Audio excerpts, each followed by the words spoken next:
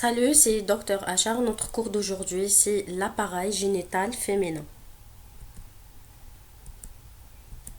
On dit appareil génital féminin ou système reproducteur féminin.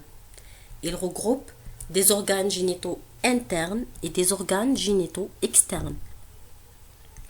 Les organes génitaux internes sont les ovaires, trompe de Fallope, l'utérus, col utérin et vagin. Les organes génitaux externes sont les grandes lèvres, les petites lèvres, clitoris, hymen et les glandes vestibulaires. On commence par les organes génitaux internes. D'abord, les ovaires. Les ovaires se situent dans la cavité pelvienne, l'un à droite et l'autre à gauche. En moyenne, l'ovaire mesure 1 cm de largeur sur 3 cm de longueur. Il est partiellement recouvert par le pavillon de l'oviducte, appelé aussi pavillon de la trompe de Fallope. Sur une coupe longitudinale de l'ovaire, on décrit de l'extérieur vers l'intérieur A. L'albuginie, qui est un tissu conjonctif qui enveloppe l'ovaire. B. L'épithélium germinatif. C'est à partir de cet épithélium que dérivent les cellules folliculaires qui entourent les follicules primordiaux. C. Le cortex ovarien. Il occupe la partie périphérique de l'ovaire. On y trouve les différents stades de la folliculogenèse. On va voir la folliculogenèse dans le cours d'ovogenèse. D. Médula. Elle constitue la partie centrale de l'ovaire. Elle est composée de tissus conjonctifs lâches, riches en vaisseaux sanguins, lymphatiques ainsi qu'en nerfs. 2. Trompe de Fallope, oviducte. Elle mesure de 10 à 14 cm de longueur. Elle relie les ovaires qu'elle coiffe à l'utérus.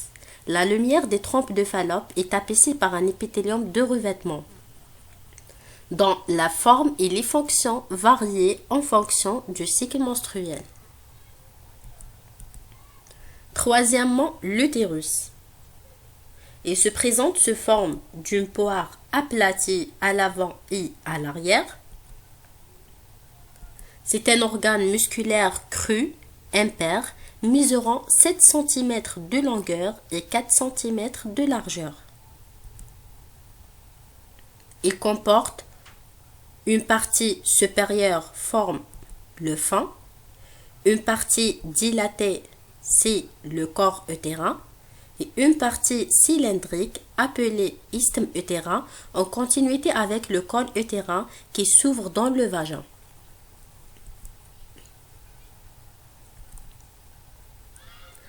La paroi utérine offre à décrire de l'extérieur vers l'intérieur d'abord l'endomètre. C'est une muqueuse utérine constituée par un épithélium comportant des cellules ciliées et des cellules sécrétrices. Au cours du cycle menstruel, l'épaisseur de l'endomètre varie entre 1 et 7 mm. L'endomètre comprend 3 couches cellulaires. La couche compacte, la couche spongieuse, ces 2 couches sont des couches fonctionnelles, et la couche basale, c'est la couche la plus profonde de l'endomètre qui persiste après la desquamation de l'endomètre au cours de la menstruation.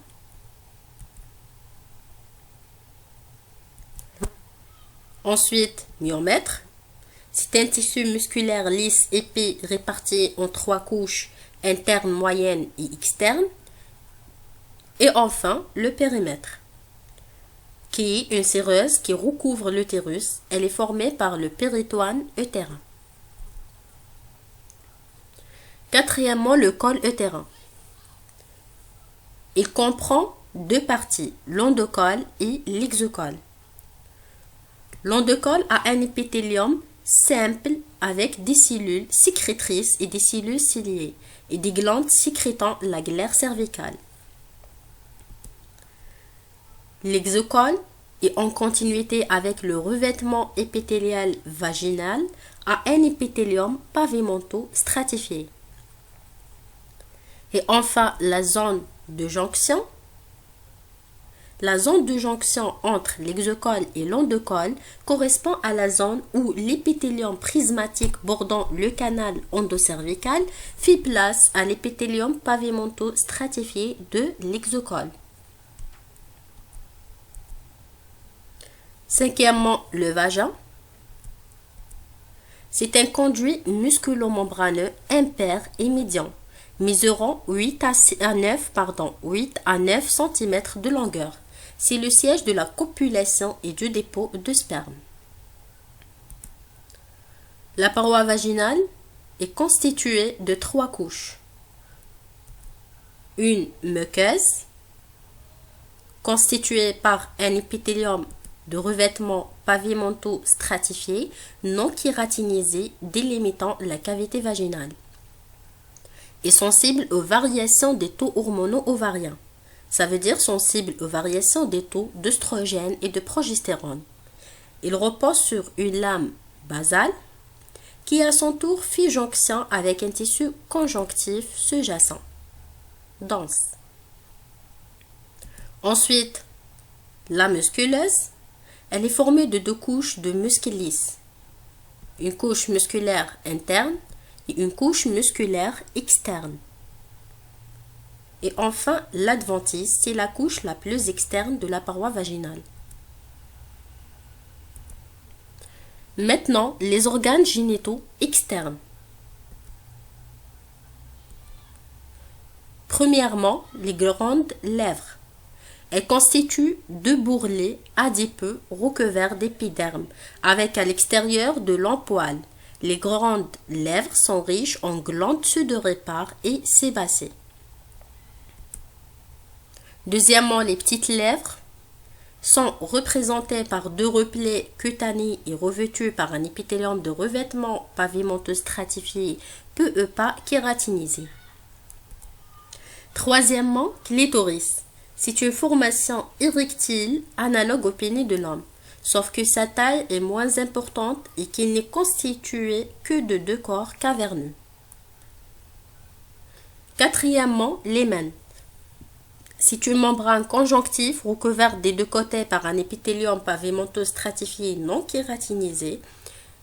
Il obstrue la partie inférieure de l'orifice vaginal de la femme vierge, se déchire le plus souvent au premier rapport sexuel complet et entraîne parfois une légère perte sanguine. Cette déchirure sépare l'hymen en plusieurs lambeaux.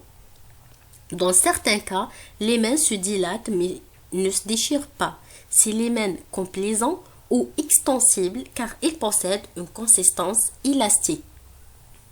Dans certains cas aussi, l'hymen peut être rigide et infranchissable, rendant la pénétration impossible et nécessitant une résection chirurgicale.